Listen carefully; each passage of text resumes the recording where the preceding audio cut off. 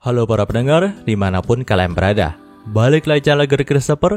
Oke, dalam video kali ini kita akan kembali membahas tentang Alan Yusha Shokan di Maki Kamareta Kedo wa Isekai Heiwa Desta. Dalam part sebelumnya, kita sudah mengetahui kalau Kaito pergi ke kerajaan Alcresia bersama dengan Alice. Gregetnya di sini si Kaito itu pulang dengan membawa oleh-oleh yang luar biasa bagi Lilia, Luna Maria, dan yang lainnya. Ya, itu adalah seekor bayi behemoth yang dia beli, teman-teman. Kita lihat aja gimana reaksi dari Lilia ketika dia itu melihat peliharaan baru dari Kaito ini. Dalam part kali ini, panel cerita pun berpindah ke ibu kota dari kerajaan Simfonia lagi. Setelah berpisah dengan Alice di kota, Kaito pun kembali ke kediaman dari Lilia.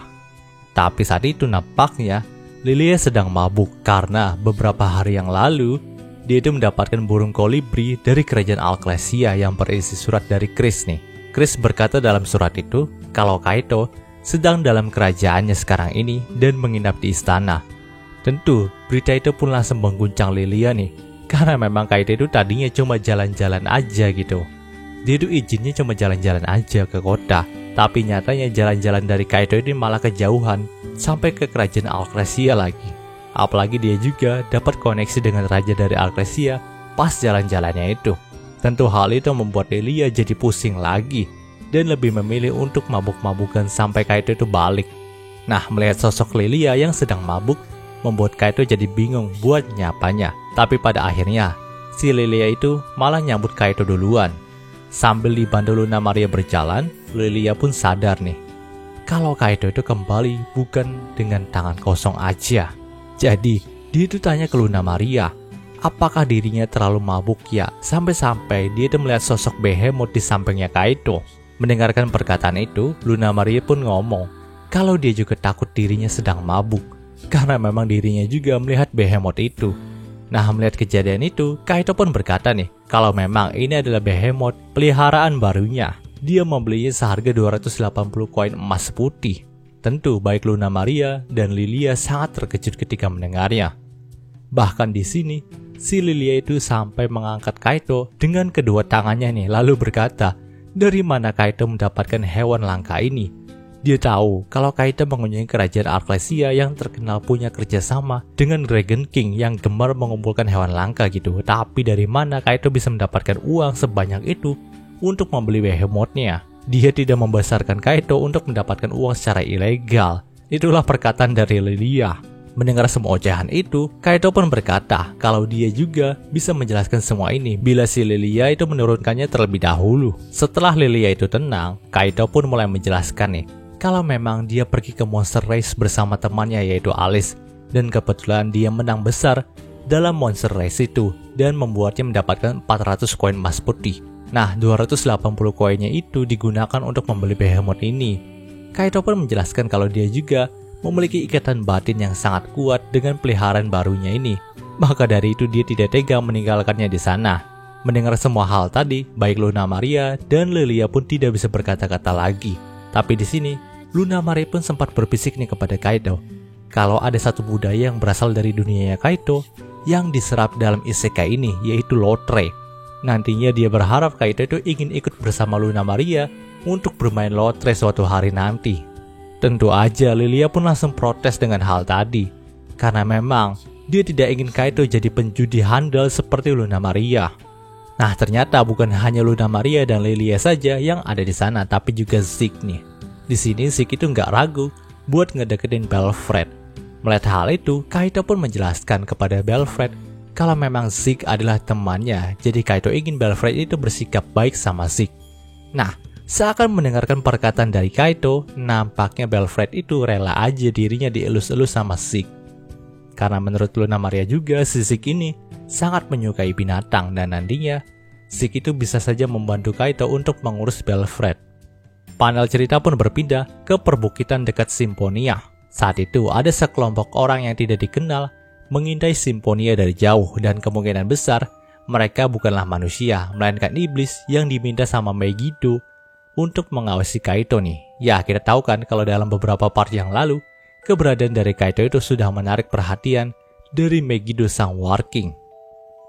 Panel cerita pun berpindah ke Carter Lilia, Luna Maria, Kaito, dan Zeke. Saat itu mereka pun sedang melakukan pesta teh di taman mansionnya untuk membicarakan soal keberadaan dari Belfred juga nih. Di sini Kaito juga berkata nih kalau memang dia sekali lagi meminta izin kepada Lilia untuk memelihara Belfred. Dia berkata akan memelihara Belfred sebaik mungkin di sini. Selain itu, untuk biaya makan dari Belfred dan semua tentang pengurusannya akan ditanggung sama Kaito sendiri. Jadi Kaito hanya ingin meminjam tempat dari Lilia saja.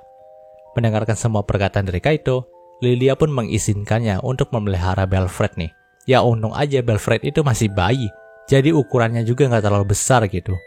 Dan masih bisa ada waktu bagi mereka untuk membangun sebuah kandang yang cukup besar nantinya untuk menampung Belfred hingga dewasa. Tapi sebagai syaratnya nih, Lilia itu ingin kalau dia yang akan membiayai semua keperluan dari Belfred. Keberadaan dari Kaito sendiri sudah sangat membantu Lilia, di mana salah satu dari dua tujuan Lilia itu sudah tercapai sekarang. Dia sudah menemukan solusi untuk luka tenggorokan dari Zeke. Tinggal menunggu waktu saja sampai Zeke itu siap untuk memakan buah dari pohon dunia. Dan hal itu sudah tercapai karena Kaito. Tentu Kaito pun senang ketika Lilia mengatakan hal itu. Tapi dia itu cukup penasaran nih tentang tujuan Lilia yang lain. Mendengarkan hal itu, Lilia pun berkata nih kalau tujuannya yang lain selain mengembalikan suara dari Zeke adalah dia itu ingin mengungkap pelaku di balik pemberian informasi palsu pada divisinya. Ya di sini Lilia itu masih mengincar orang tersebut. Dan sekarang juga kan Lilia itu bukan seorang putri lagi melainkan seorang bangsawan. Maka dari itu dia lebih leluasa dalam mencari orang tersebut. Apalagi masih banyak informan dari Luna Maria yang berdiam dalam istana Symphonia. Pastinya lama-kelamaan juga Lilia dan Luna Maria itu bisa mengetahui siapa orang yang memberikan informasi palsu kepada divisinya, hingga membuat divisinya hancur lebur dan tenggorokan dari Zeke itu bisa sampai terluka gitu. Panel cerita pun berpindah keesokan harinya nih. Di pagi hari itu, Kaito dan Zeke sudah memandikan Belfred untuk menjaga bulunya tetap terawat nih. Nah, pas waktu itu juga nampaknya Belfred sangat suka bila mana Kaito dan Zeke itu menyisir bulunya. Di sana juga nampaknya ada Lilia yang mengajak Zeke dan Kaito untuk sarapan bersama nih. Dan ketika mereka itu sarapan bersama, mereka sempat berbincang soal Hina dan Aoi, di mana mereka berdua nampaknya menikmati kehidupan dalam isekai ini. Hina terkadang berlari entah kemana dalam kerajaan ini dengan menggunakan sihir penguat tubuhnya, sedangkan Aoi sendiri, dia itu sedang belajar di akademi sihir karena memang dia itu sangat menyukai kemampuan sihir tanah yang dia dapatkan. Nah, tak beberapa lama setelah mereka itu berbincang, Luna Maria pun datang membawa setumpuk surat yang katanya ditujukan kepada Kaito dan Lilia nih. Nah, surat pertama yang Kaito dapatkan itu berasal dari Raja Symphonia sendiri, teman-teman. Nampaknya di sini, sang Raja Symphonia berniat untuk meminta maaf kepada Kaito atas perlakuannya yang tidak mengajak Kaito dalam pesta istana. Maka dari itu dia meminta Kaito untuk datang ke istana untuk mendapatkan suatu penyambutan nih. Tentu, Lilia pun terkejut ketika mendengarnya. Dia tidak menyangka kalau saudaranya itu sampai mau merendahkan egonya untuk meminta maaf kepada Kaito. Mendengarkan hal itu, Luna Maria pun berkata kalau dia tahu sesuatu nih. Dan memang kerajaan Symphonia juga lagi agak terpuruk, di mana Underworking sendiri sudah tidak mau berkunjung lagi ke istana kerajaan. Dan beberapa hari yang lalu juga, Working itu sempat memberikan peringatan kepada sang Raja Symphonia atas sikap buruknya tadi. Maka dari itu pastinya sang Raja Symphonia juga ketar-ketir. Karena tanpa dukungan dari penguasa dunia iblis, kerajaan Symphonia ini bisa hancur lebur, teman-teman. Mendengarkan hal itu, baik Kaito dan Lilia pun memakluminya nih. Tapi untuk mengantisipasi hal yang tidak terduga, Lilia itu akan menemani Kaito untuk berkunjung ke istana nantinya. Nah, surat kedua yang Kaito dapatkan itu berasal dari Neon. Seperti biasanya, Neon itu selalu memberikan surat kepada Kaito dengan menggunakan bahasa Jepang. Maka dari itu baik Luna Maria, Lilia, dan Zeke sendiri tidak paham dengan yang tertulis dalam surat itu. Namun menurut Kaito, itu hanyalah surat obrolan biasa di antara dirinya dan Neon yang merupakan mantan orang Jepang. Surat ketiga yang Kaito dapatkan itu berasal dari Chris, teman-teman. Nah, dari awal suratnya aja Kaito itu bisa tahu kalau Chris itu sedang menggodanya lagi dengan kata-kata manisnya. Dan tentu aja, di sini Chris itu meminta Kaito untuk menikahinya lagi. Tapi ya kita tahu sendirilah, kalau Chris melakukan hal itu bukan atas dasar cinta, tapi atas dasar untuk pansos kepada Kaito. Bahkan Kaido itu sampai ingin merobek surat dari keris itu. Tentu aja, Lilia dan Luna Maria pun menghentikan Kaido dan memintanya untuk membahas surat dari keris aja gitu, daripada merobeknya. Panel cerita pun berpindah ke kamar dari Kaido nih. Saat itu Kaido pun sudah ditemani oleh pelayan pribadinya, yaitu Illness. Sebagaimana yang kita tahu, baik Kaido, Aoi, dan Hina itu diberikan seorang pelayan pribadi untuk mengurus kepentingan mereka. Namun saat itu nampaknya hanya Illness salah satu-satunya pelayan yang ingin jadi pelayan pribadinya Kaido. Dan dikatakan nih, kalau Illness adalah kepala pelayan dari Mansion Lilia. Luna Maria juga pernah berkata, kalau pekerjaan yang dilakukan sama Illness ini 10 kali lebih berat daripada pelayan yang lainnya. Bahkan saat mereka semua pergi ke festival pohon suci di Rick Forcia aja, Illness adalah sosok yang menjadi perwakilan dari Lilia dalam mansion ini. Ya, itulah tanggung jawab besar yang ditanggung sama Illness.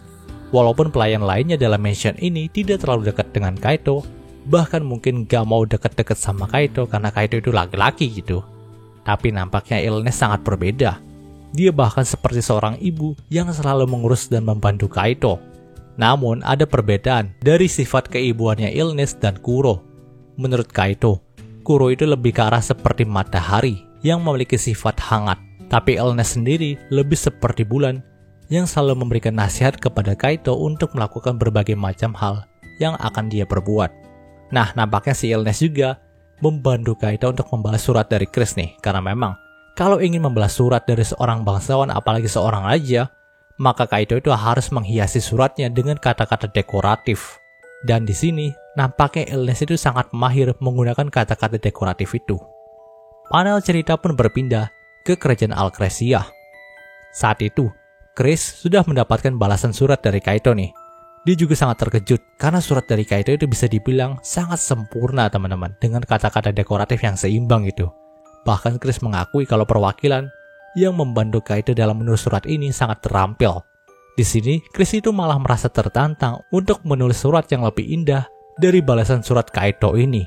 Dan cerita di part ini pun berakhir. Oke, mungkin segitu pembahasan singkat untuk Yusa Shokan-nya kali ini. Jika kalian suka video ini, jangan lupa untuk like, komen, subscribe, dan juga share agar gue lebih semangat lagi dalam membuat video dalam channel ini. Terima kasih telah mendengarkan sampai detik ini. Gue Ger Christopher, signing off.